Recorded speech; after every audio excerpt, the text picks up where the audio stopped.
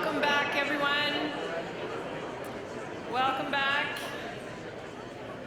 Our last T-5 presentation has a very cheery title. 15 ways we suffocate creativity, destroy motivation, sabotage innovation, and the one way to fix it. And it's brought to us by, he doesn't know this, he's actually one of my favorite speakers in Waterloo Region. It's Matt Scoble. He's the manager for the Canon Innovation Lab, which is located at the Communitech Hub.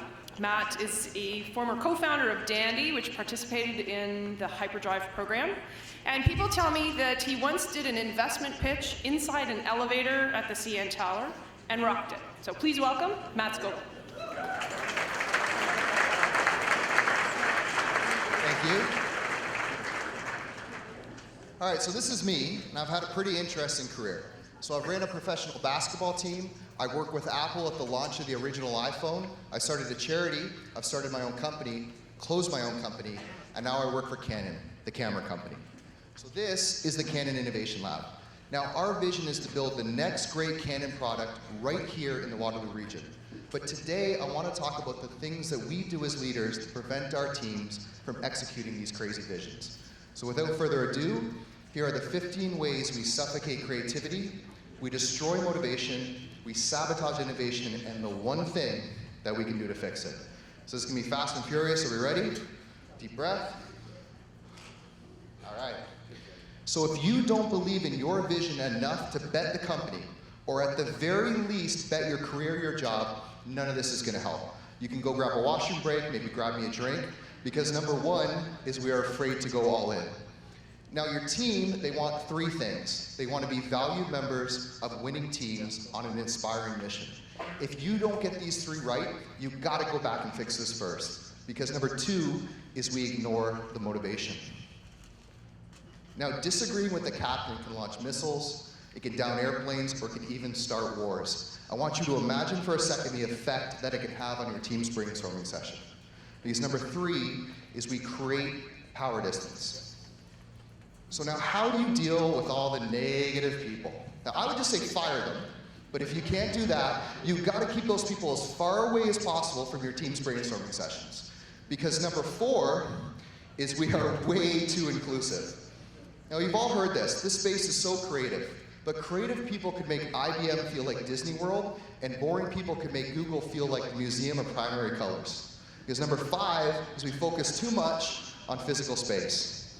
Now matching the right employee with the right project takes time, so instead we just match the most eligible employee with the most urgent project. You can imagine how that's going to turn out. So number six is we choose the wrong teams.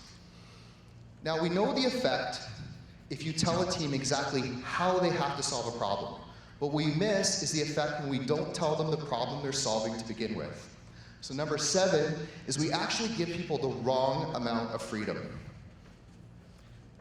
Now, if your team has no feeling of failure value in what they're about to do, they'll take no risks and they won't explore those amazing ideas buried in their personal notebooks. So number eight is we only recognize the successes. Now, tight deadlines focus our team or force our team to find the quickest path between 2 points, with no room to explore new ways of doing things, and the company gains no new knowledge along the way. So number nine is we create bullshit deadlines. Now, switching projects, changing priorities, moving targets, these things all create a culture of distrust in our companies and the feeling that the work that I'm doing right now is going to be completely useless to the company tomorrow. So number 10 is we create moving targets. Now, an employee has an amazing idea. They stay up all night, they write a proposal, they email it to their boss, and then what happens? Nothing. You will never get a good idea from that employee again. Because number 11 is we delay feedback. Now listen to this. The only way to prove an innovative idea is to go back and actually make it uninnovative. Think about that. So number 12 is we use the dreaded words, prove it. Now culture is just a shared way of doing something with passion.